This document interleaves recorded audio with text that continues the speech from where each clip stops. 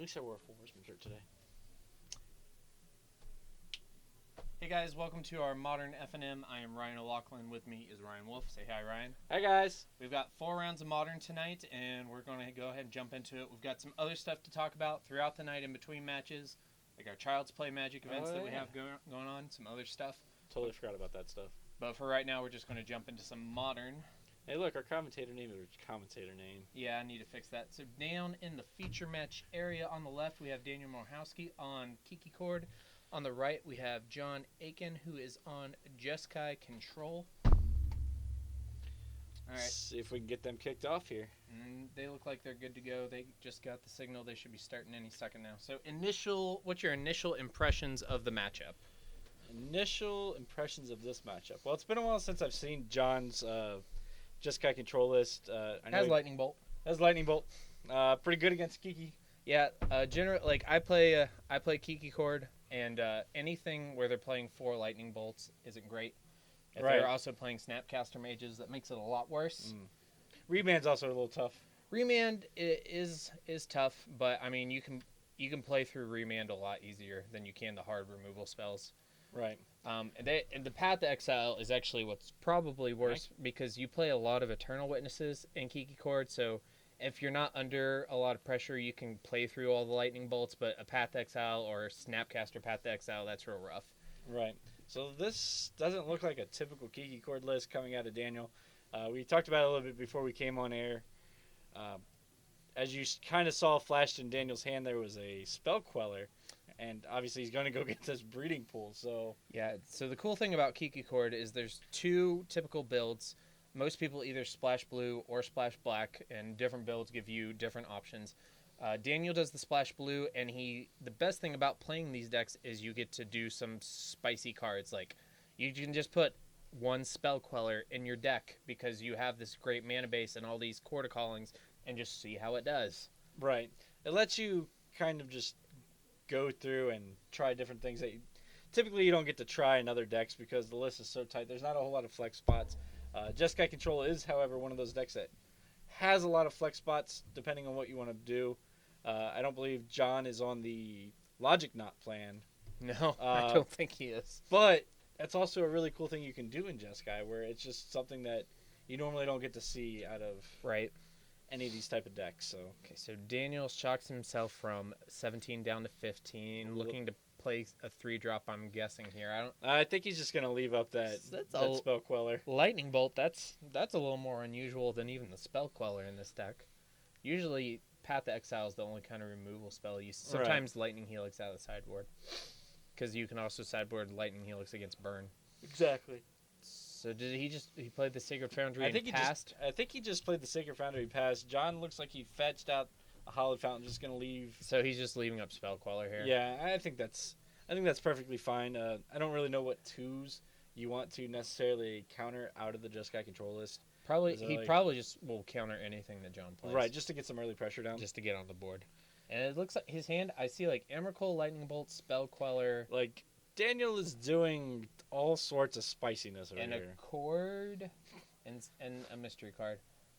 So it doesn't look like he really had anything to just slam on turn 2 anyway. I think he has Eternal Witness in his hand. This is just a valued Spell Queller, not doing anything really. Yeah, but this just adding some extra pressure to the board. Now, the issue with that play, and I'm not saying I wouldn't have done it, but it gave John the chance to actually do something in response to Daniel's Spell Queller, whereas ideally Daniel would have cast the Spell Queller in response to a spell from John. Right, so I think that John actually has in his deck Think Twices and stuff like that. Yeah.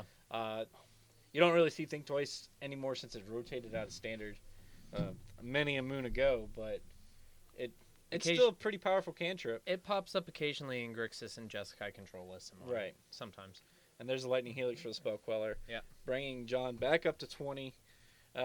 We just kind of knew that was going to happen. I don't know if I agree with just slamming the Spell Queller there. So John played Eternal Witness and got back a fetch. End of turn, John Lightning Helix played a Fledged Strain and passed. So my philosophy for this deck is you got to cast your spells, and if he had nothing else to do, I like playing the Spell Queller there. If he had anything, I'd rather play if he had the Eternal Witness in his hand. Right. I would rather have played the Eternal Witness and got back to fetch land just the previous turn rather than just hold up Spell Queller and potentially play it for nothing. But if he had no other plays, I like playing the Spell Queller because I think with this deck you're playing Chord Calling. You got to get on board. You got to cast your stuff. And you might even just draw a Restoration Angel and then that Spell Queller is live again. Right. I don't know. It's really tough to just say you should have just jammed that for me. But then again, this is coming from the control player mindset that I've been in, where you'd rather just leave up these sort of things. I don't think John gained his 3, so he should. I believe he wrote it down, but I don't think he updated the die. So he is at 19 because he went from 17 up to 20 with the Lightning Helix, and then down to 19 with the Fledge Strand. I'd like to thank everybody for tuning in again this week. I know it's a little slow, Friday before Thanksgiving. We're not going to have a stream next week. We are not going to have a stream next week because most of our student population are West Virginia University students. They're on break next week. Plus, a lot of the staff will be gone for family stuff, and it's Black Friday, and the mall's crazy busy. It's nobody really wants to come in, even if you're coming in and just buy something here at the store. So there will not be a stream next week, but we will be back the following week. Right. All right. So it looks like just a bunch of pass-go kind of deals right now. Daniel's fetching out a basic forest, and from there he looks like he's probably going to chord into something here for 3. Not exactly sure what you would chord into. Maybe just another Eternal Witness just to get a value witness out. Yeah, if he can chord for Witness, get back his chord, and then he's set up to chord for Resto on the next turn and Kiki the next turn. So, and here comes the Mana Leak. Mana Leak is actually super hard for this deck to deal with. You can basically never play around Mana Leak with Chord Calling. That's the thing I was saying earlier with I don't think that John fetches from 19 down to 18. Okay, yeah. Maybe I was just a little bit confused. I thought that was happening at the end of John's turn. No, he main phased that. He cracked his fetch land and then main phased the Chord Calling. Oh, okay. But John just played that fetch. Yeah, now we're in John's main phase.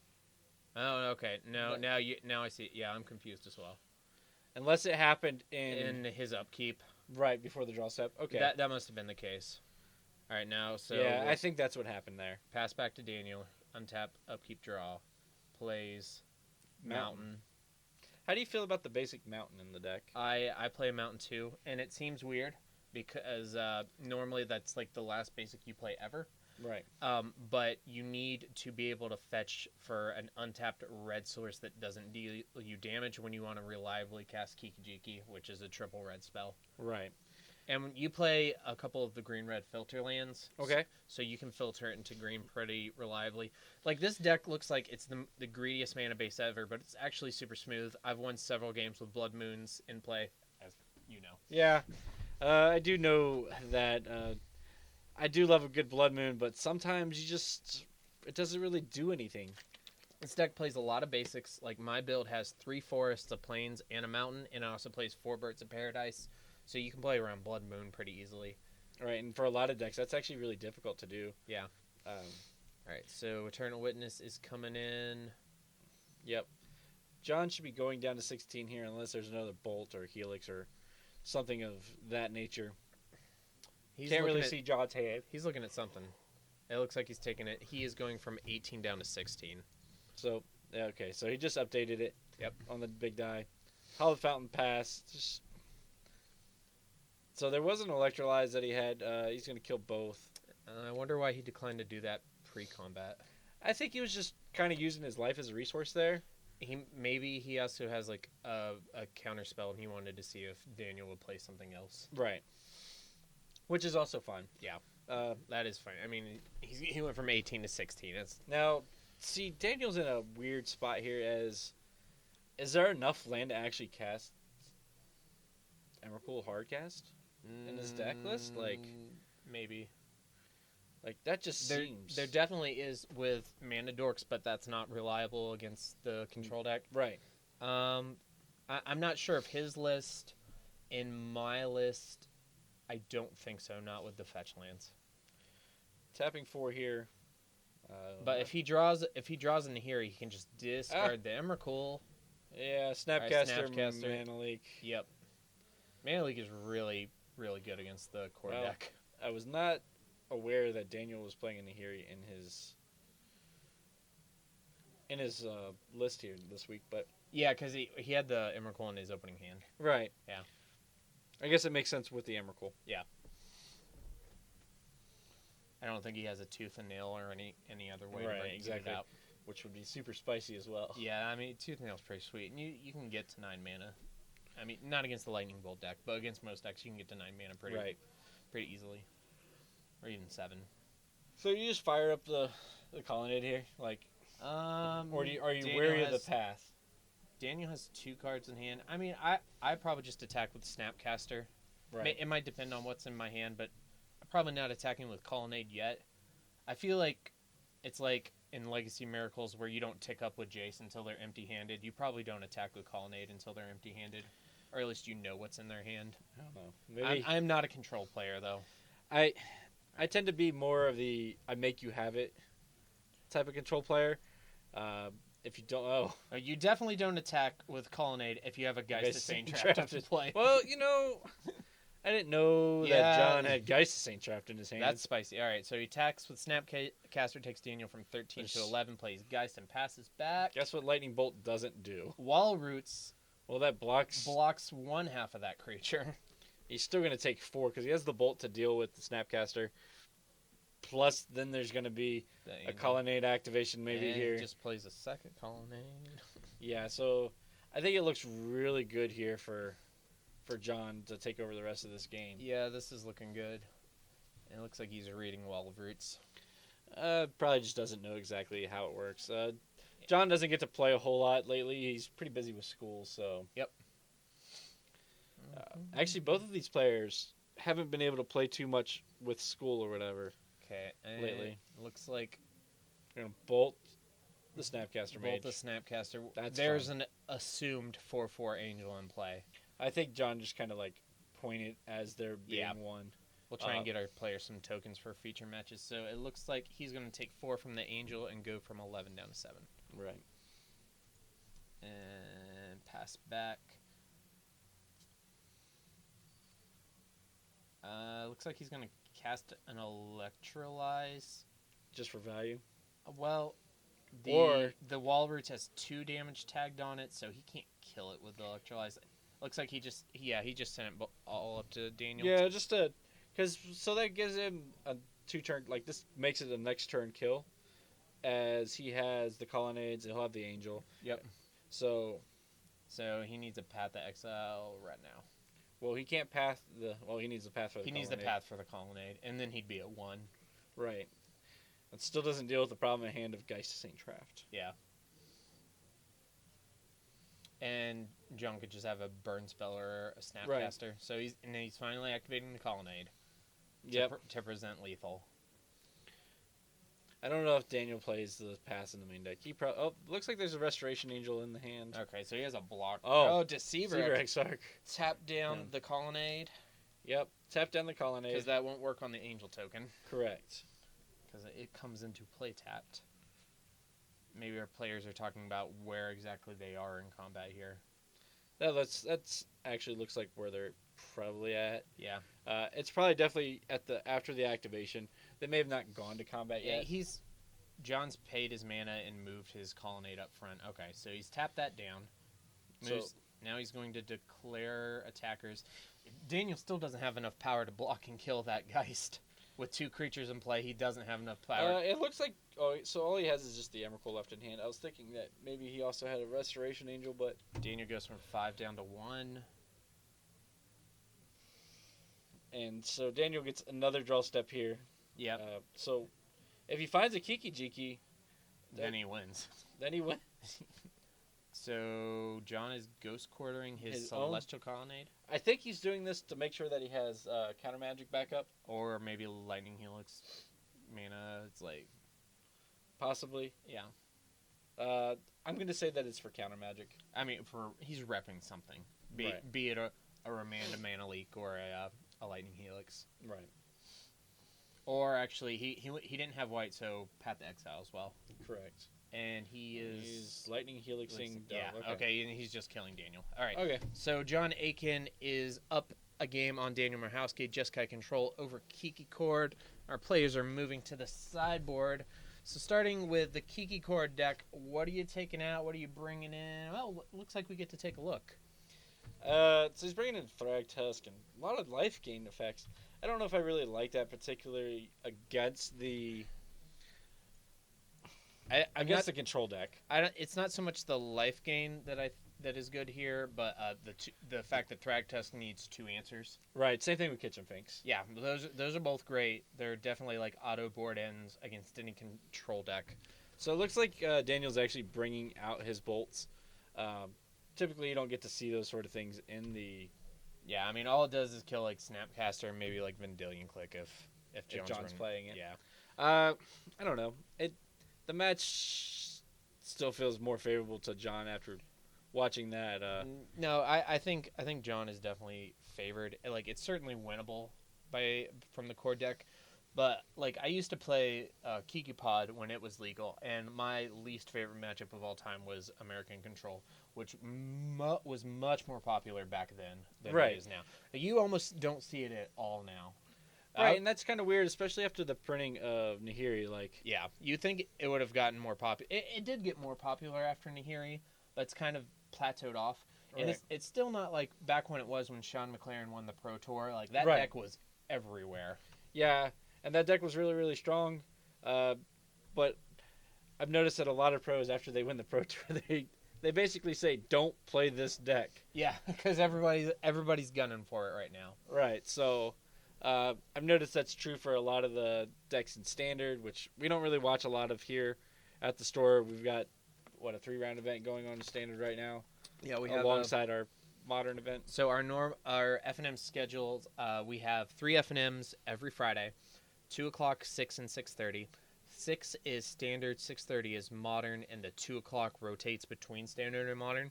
Right. And our 6:30 is Draft on release Fridays. Yep. So we don't get to see a whole lot of the Standard here. A lot of our player base has shifted more into Modern and Legacy. Mm-hmm. And a couple people splash Vintage. Yeah. Mainly Vintage without power, unless we're just proxying it up, which that's always fun. Yep, super fun. So, yeah, Jeskai control. It doesn't look like I'm looking through John's deck here. It looks like he's basically bringing out the same. Like, he's boarding out some of the remands, but he's got Path to Exile's Lightning Bolts, Lightning Helixes, and Mana Leaks, which are all great against Daniel's deck. Right, exactly. I guess the creature deck, you want the creature removal. And then the Mana Leak is just super strong against him tapping out all the time. Right, so he may also be bringing in, like, if he has sideboarded Anger of the Gods. Anger of the Gods is really, really strong in this particular matchup. At least I feel it is. Anger of the Gods is really good, especially against the deck that has like Kitchen Finks and Voice of Resurgence. Yeah, for sure. Right. We didn't see a Voice of Resurgence in game 1, but that's one of Daniel's better creatures.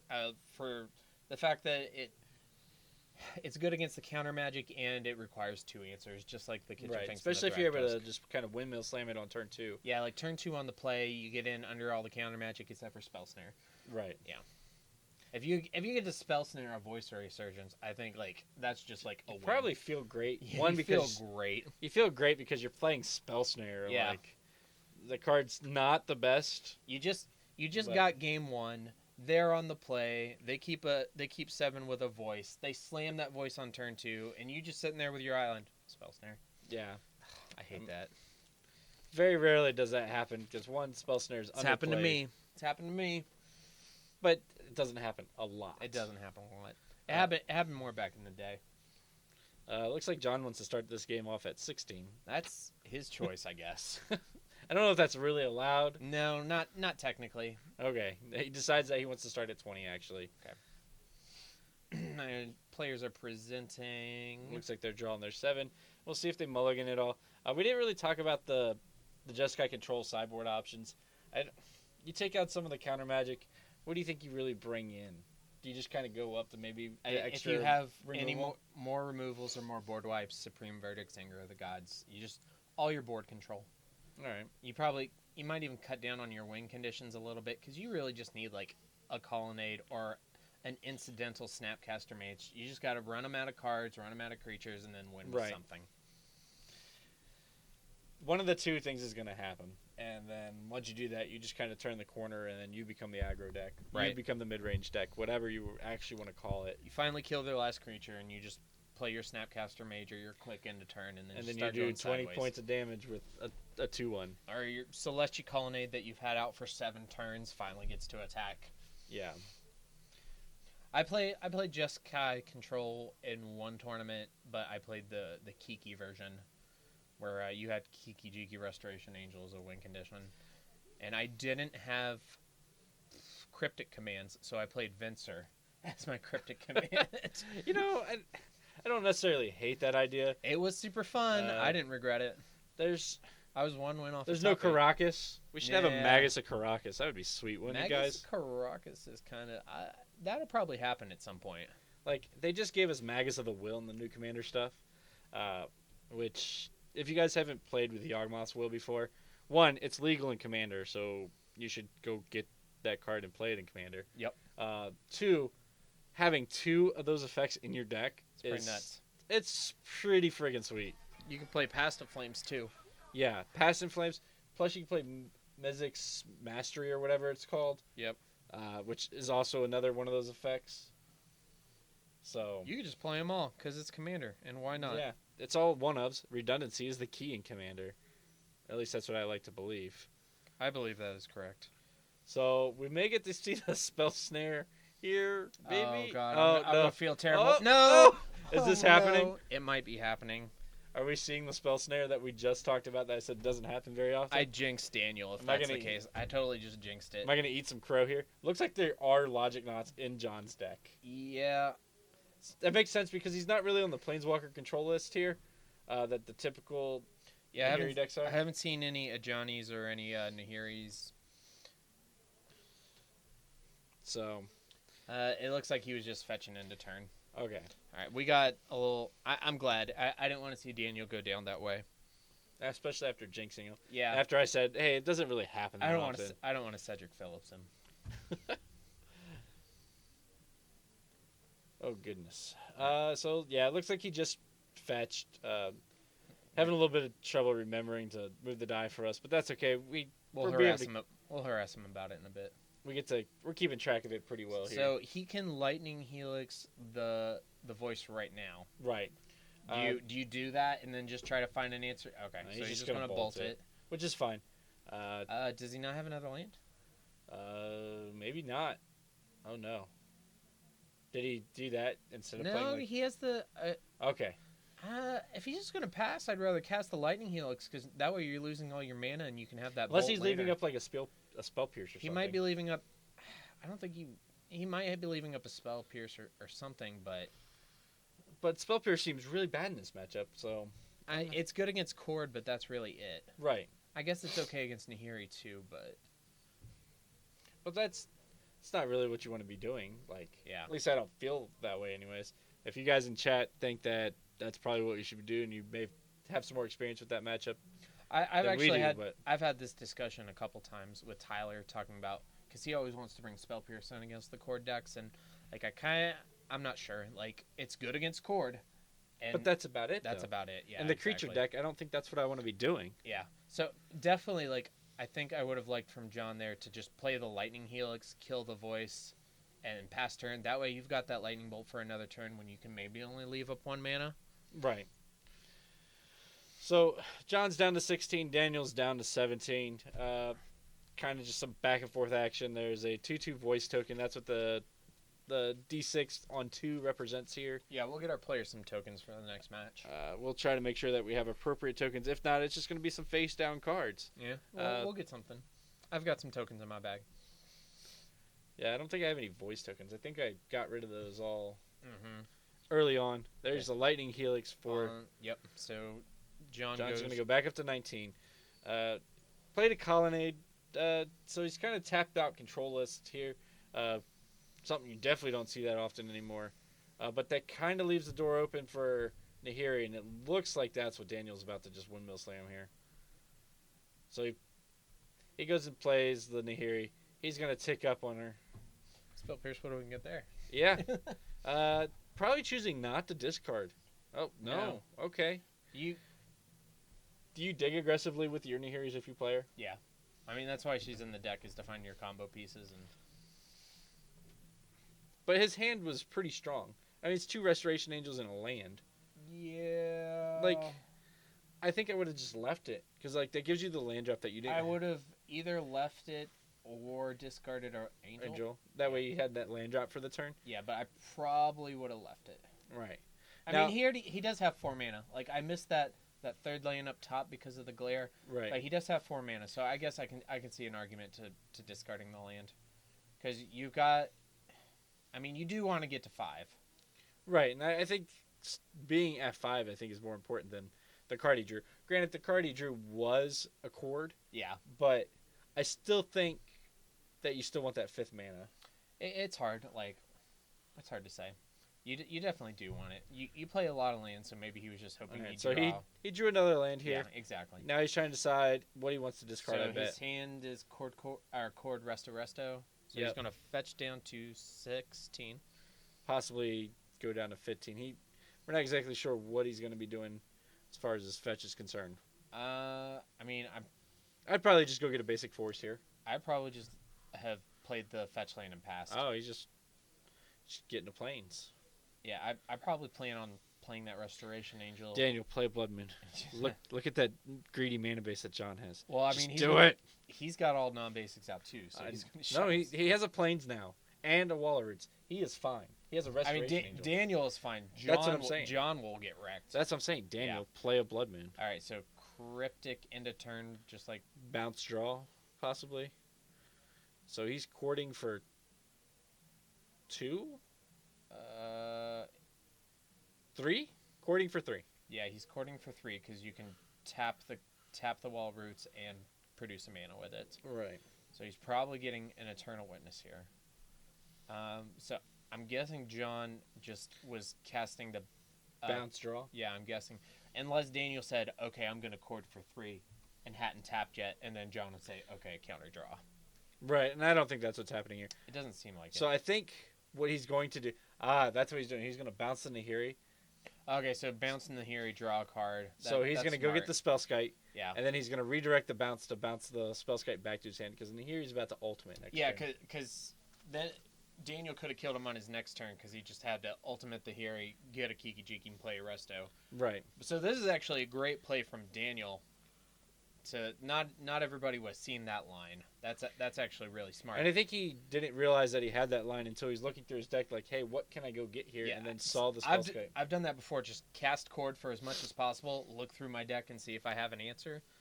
So now Daniel still has a kill on table for next turn, assuming John doesn't have a removal spell, which he probably does. Or a counter spell. Yeah.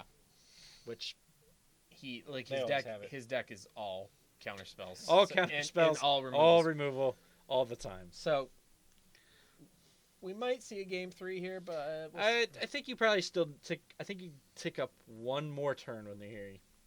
Just so you don't have to kill Nahiri. Right. Yeah, because well, here comes a bolt anyways. On Nahiri. Okay. Yep. So I think I probably still would have just flushed on the Nahiri one more time just in case. Just in case he blows your plan. Or or if there's a counter spell. It looks like he's holding up that logic knot. That way you still have the Nahiri. That makes sense, yeah. Alright, so he drew a land. So he's got 2 Restoration Angels and a Windswept Teeth and a Spellskite that got bounced to his hand. Yep. Alright, so Windswept Teeth. He's gonna take up the Nahiri, go to bring it back to 7. I think does he discard? I don't think you do here. Yeah, you don't. You just... The Spellskite's pretty good. I mean, the Spellskite will let you go off and have some protection. Right. So you probably just play Spellskite here and pass. I mean, you don't even necessarily have to play the Spellskite until...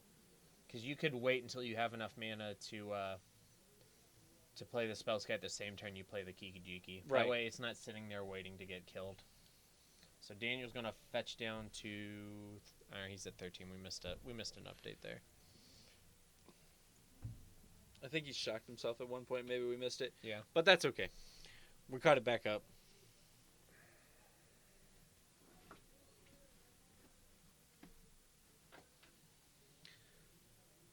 So it looks like he's going to use the mana from the Wall of Roots to play, and the Forest to replay the Spellskite.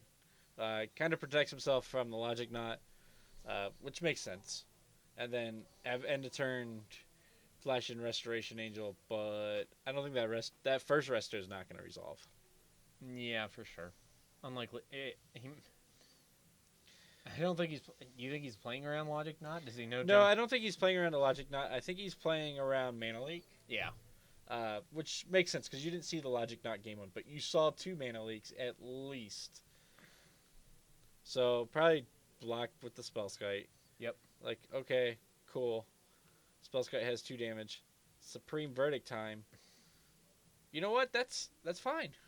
Yeah, that's actually. I think he's gonna float the mana here though. Because now he gets to play the Restoration Angel, and unless John has exactly Lightning Bolt, Right. So if he rips Kiki Jiki, he could just win.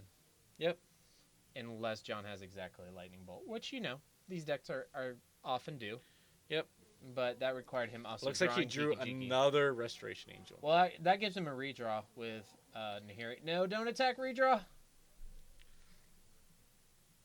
Because he can. What did he draw?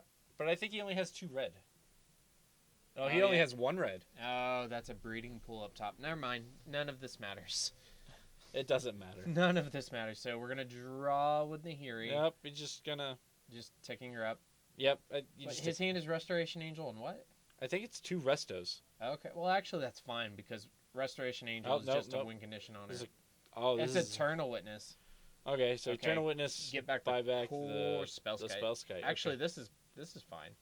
Yeah, that's perfectly fine. And then attack. Not No, attack. next turn it allows him to untap, and then go get. Yeah, but he can. should have just attacked with the angel. Right. So he missed out on 3 points of damage there. That's fine. Yeah.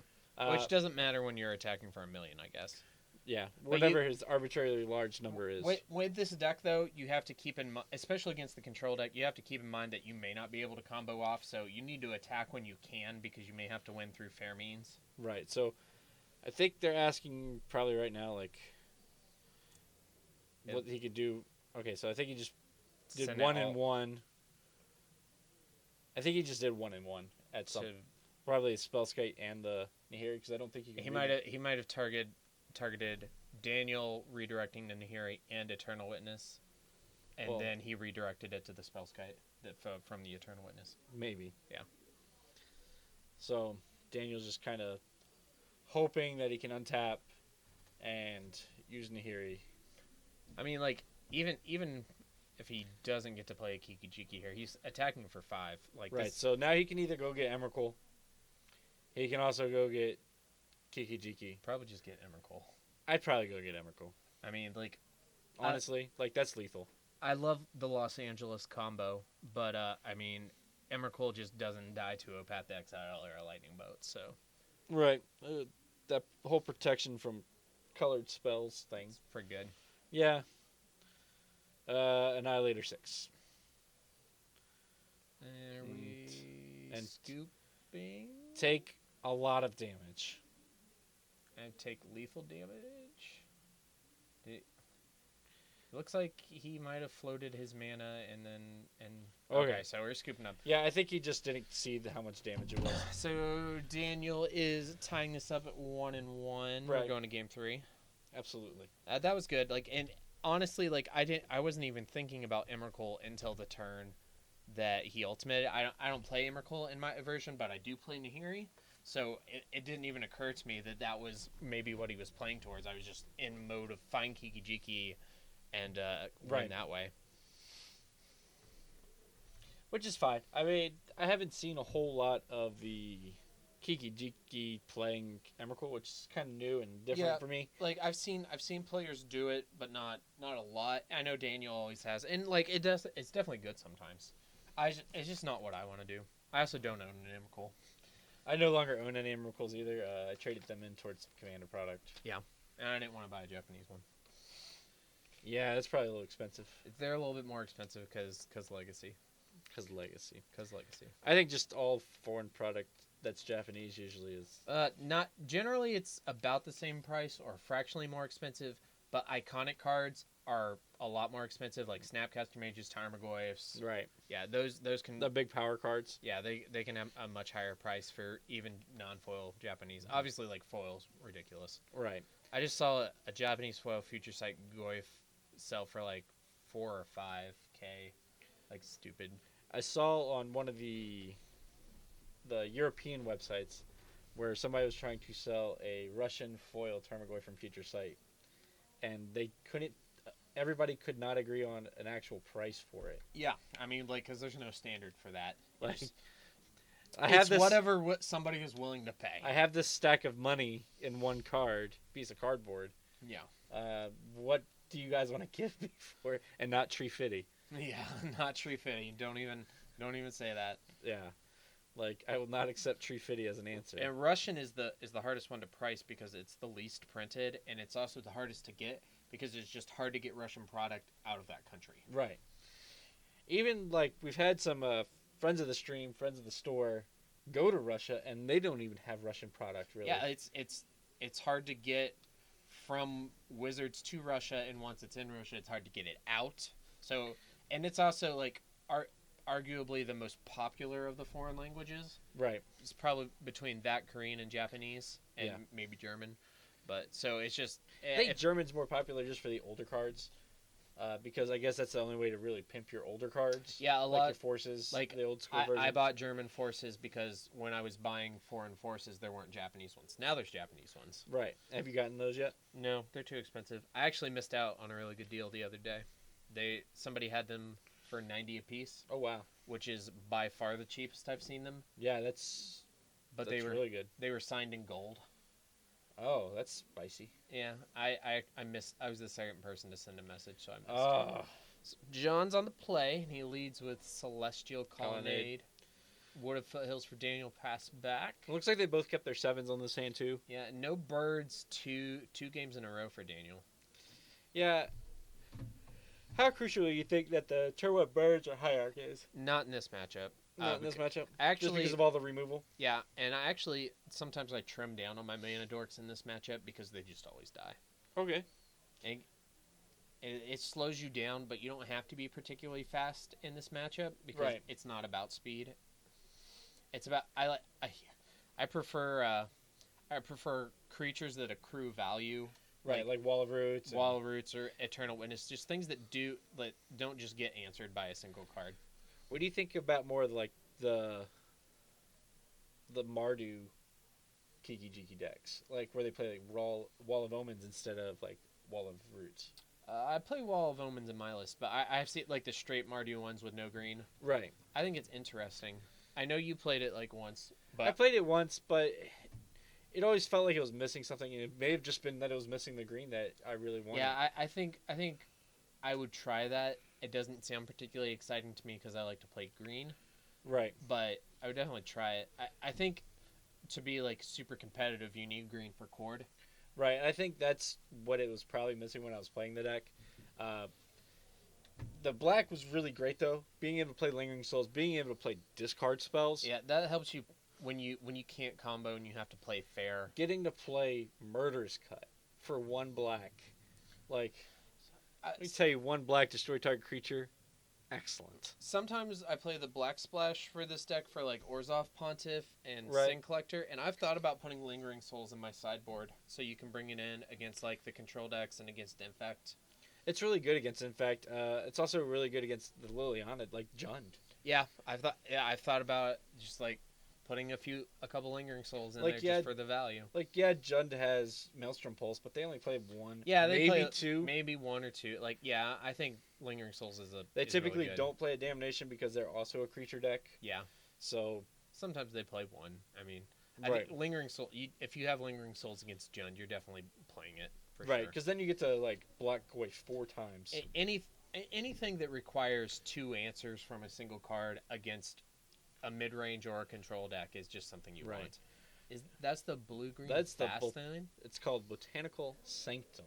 Daniel likes to play some different cards in his mana base. That's for sure. Right. Instead of playing something like a Steam Vent or something else that he could fetch for. I think Botanical Sanctum is fine. I don't really know why you need blue on turn 1. But I wouldn't play it simply because you don't ever need blue on turn 1. So Resto. There shouldn't be a counter on the Wall of Roots anymore unless he's countering here. Okay. Okay. Yeah. Yep. Okay. So he wanted to play it to blink the Wall of Roots. And John said no. Yeah. I would also say no to that if I was playing the control deck. Speaking of saying no, on the mothership there was an article about counter magic today. Was there? Yeah, it was called No Thanksgiving. I didn't get to read that article yet today. I spent most of the morning out driving Uber. I haven't read it. I just thought it was funny. Yeah, if you guys are old enough to drink, don't drink and drive. That sort of stuff. Call your Uber driver. We appreciate it, and we'll make sure you get home nice and safe. Yeah, for sure. Don't drink and drive. Call Uber. Exactly. Don't call Morgantown Yellow Cab Company. Because I think I haven't said this yet tonight. We are broadcasting from Four Horsemen Comics and Gaming in the Morgantown Mall in Morgantown, West Virginia. We have 2 other great locations. One in downtown in Waynesburg, Pennsylvania, and also in the Meadowbrook Mall, newly opened in Clarksburg, West Virginia. Some could call that Bridgeport. I think it's technically Bridgeport. I think it's technically Bridgeport, but Bridgeport and Clarksburg are kind of like Morgantown and Star City. Yeah, they've kind of melded it. You mean Morgantown and Star City and Westover. Right, and Saberton. And Saberton. and Brookhaven, and basically everything else here in the major Morgantown metropolitan area. Yep.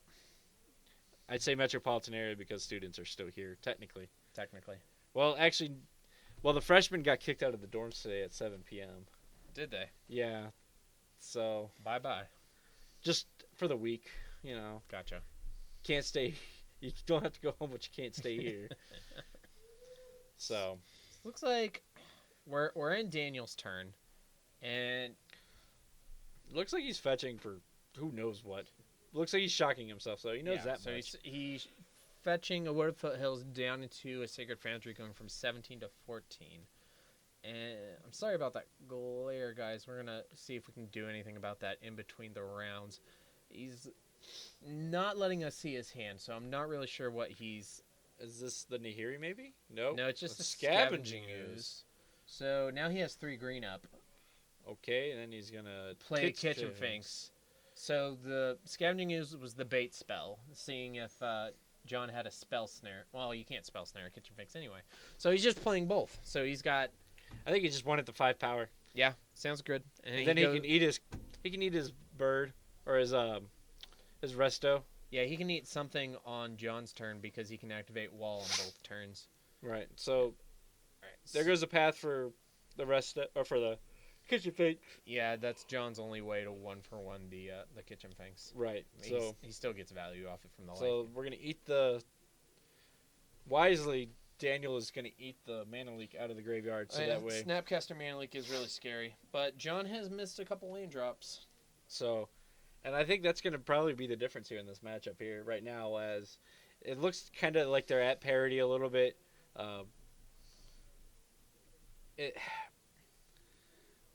There just comes a Lightning Helix now, since Daniel's not able to activate the Scavenging Ooze or the Wall of Roots again, so... Daniels has a huge mana advantage, but he still has to be able to stick a threat. And all of John's removal is between 1 and 3 mana. Right. So John has the potential to just stabilize the board until he's able to get to 4 or 5 mana and deploy a threat of his own. So looks like Chord Calling, Eternal Witness, Spellskite. It's a pretty good hand. Yeah. I think you probably just play the Eternal Witness here to get back the resto. Yeah, and then at end step... That's so tough. You can play Eternal Witness on your turn and then play Resto on his turn, and then potentially Chord for Kiki and win on your next turn. I've been saying, but that's real tough though. Yeah, that requires John to not have a removal spell, right? Or a counter spell. Yeah, or a counter spell. But just the Restoration Angel on its own is sometimes good enough. Right. So I probably just play Eternal Witness, get back Resto, and pass, or maybe. I would say if you are able to play Resto on your own turn, but he's short of mana, he has to be able to activate that Wall of Roots. Right. So here comes a Chord. Looks like he's just gonna go ahead and Chord for Chord for an Eternal Witness here. 3. Yeah, because I'd probably just Chord for 4 here, right? and get a just resto. Target your Wall of Roots. Get a resto and blink your Wall of Roots. Yeah. Yeah, I don't mind that. Looks like he's only gonna do it for 3. Get a Fulminator Mage. Mage. All right. Oh, Yeah, I like this. We're on that plane. I like it. Get Steam Vents. Get that Steam Vents out of here. Yeah. Yeah, that's. And this is how John Aitken dies. Yeah. With no red mana. Yep, there it goes. And he has the Eternal Witness to get back the Fulminator Mage on and then recast it. Ghost. There's the Ghost Quarter. But you know what? That doesn't really matter because he's just going to blow up the Colonnade next turn. I mean, he might Ghost Quarter whatever Daniel targets with Fulminator Mage, but still. Right, he's still going to go down a land. Yeah, this is still good for Daniel.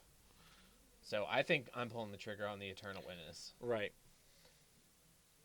He's thinking about it, though. Like, that's what I like about these decks. Is you have a lot of lines.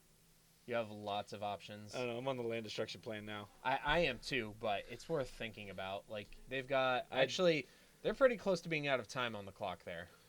I like the Stone Rain plan a lot. That's just me personally. Yeah, no, that's... I mean, I just enjoy blowing up lands. I don't play a deck in Legacy without Wasteland. It's true. You don't. I don't. I like blowing up people's lands a lot. Eternal Witness. I imagine getting back the Fulminator Mage. We'll see. That's what I would get back. He might have some counter magic. John has to have some spells. He hasn't been He hasn't playing land, so he has to have spells. Right, and that's kind of like the negative part here is that John has spells. Yeah. Hopefully he has red spells. Hopefully for Daniel. You have to hope that they're all red spells if you're Daniel. He might be Ghost. So he's gonna float mana. Ghost Quarter. Maybe go get back a red source. Oh man, how? Oh no. How bad is John gonna feel if he does all this, counters the Eternal Witness, and then Daniel just has like another Fulminator Mage in his hand? All right, so it looks like he's got. Oh no. I don't know what's going on. Well, I think Daniel's already kind of signaled like, "Hey, this is what I'm gonna get back." Like, yeah, he might have just said Eternal Witness on Fulminator Mage, even though you don't have to announce the target for the ETB until it's resolved. Right. And typically, I don't announce it until it resolves. Also, it might just be obvious because that's probably just his best play. I mean, there's definitely an argument to getting the Chord. Right. There's an argument for the Chord. There's argument for other things. So it resolved. He gets back the Fulminator Mage. He plays the Fulminator Mage. Does it resolve? Yeah. Well, I think John's still deciding if it resolves. The Fulminator Mage itself. Yeah. Oh, he just let it happen. Well, if you're going to counter something, you counter the Eternal Witness because then he doesn't have a 2-1 body on the board. Right. Okay. So bye-bye Celestial Colonnade. John draws and passes. Daniel untaps upkeep. Really? It looks like he drew another land. Looks like he's just not. Oh, he's got the spell skite. This is fine. Like, he could attack, take John down to 12. So Daniel's in a great spot here. Maybe we missed some life because he just updated this thing to 15. We might have missed Lightning Helix. We'll find out. There is a Lightning Helix in the graveyard. Yeah, I think that's the case. All right, so he found a Flood Strand. What is this? I don't know. He needs to find some sort of way to press this mana advantage while he still has it, other than just attacking with a 2-1.